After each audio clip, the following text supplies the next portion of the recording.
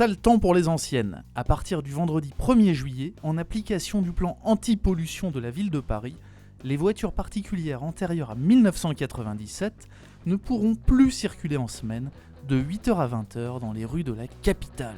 Une mesure dont la portée écologique fait débat et qui surtout suscite la polémique en frappant les automobilistes aux moyens les plus modestes. Jean-Noël, automobiliste parisien, fait partie de cette catégorie. Il se dit scandalisé. Voilà une mesure qui défavorise les gens qui ont des revenus modestes et qui me semble être la feuille de vigne bien verte pour cacher en fait une absence de politique de gauche.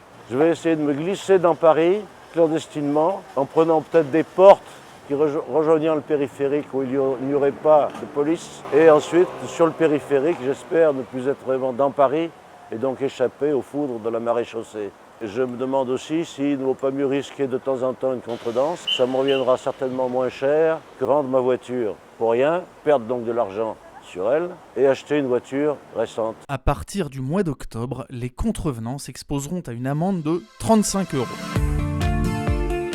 Plusieurs mouvements de protestation se sont créés, le plus sympathique d'entre eux étant la ronde des bannis à l'initiative du magazine Youngtimers. Dimanche 26 juin, à moins d'une semaine de l'interdiction effective, une cinquantaine d'automobilistes convergeaient place Vauban dans le 7e.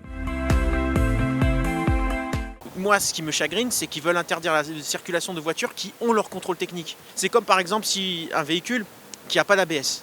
C'est comme si, ou qui n'a pas d'airbag. C'est comme si aujourd'hui on se rend compte qu'ils sont dangereux, on dit ouais, du fait que vous n'avez pas d'airbag, que vous n'avez pas d'ABS, on vous interdit de rouler. Un véhicule à 3 000 €, il sera interdit dans 2-3 ans. Donc voilà, financièrement, c'est un peu compliqué, quoi. Ça génère de la discrimination vis-à-vis d'une population qui n'est pas en mesure d'acheter des véhicules neufs. Un problème financier pour nombre d'automobilistes et un bénéfice sanitaire très discutable.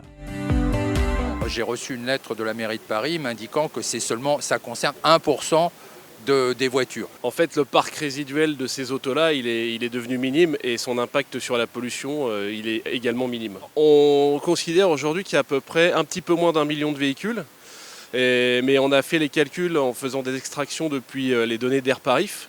Et pour les véhicules à essence d'avant 97, en termes d'émissions de particules, on serait à 0,17% des émissions totales. Donc c'est négligeable sur le plan de la qualité de l'air. Des propos inaudibles pour la mairie de Paris qui semble plutôt cultiver la nostalgie de la calèche. Ce vendredi matin à 8h, les bannis se sont retrouvés place de la Concorde. Un dernier concert de klaxons et de moteurs qui s'apparente hélas surtout à un baroud d'honneur. En 2017, ce sont les voitures diesel d'avant 2001 qui seront concernées par l'interdiction. Et chaque année, les critères se feront plus sévères.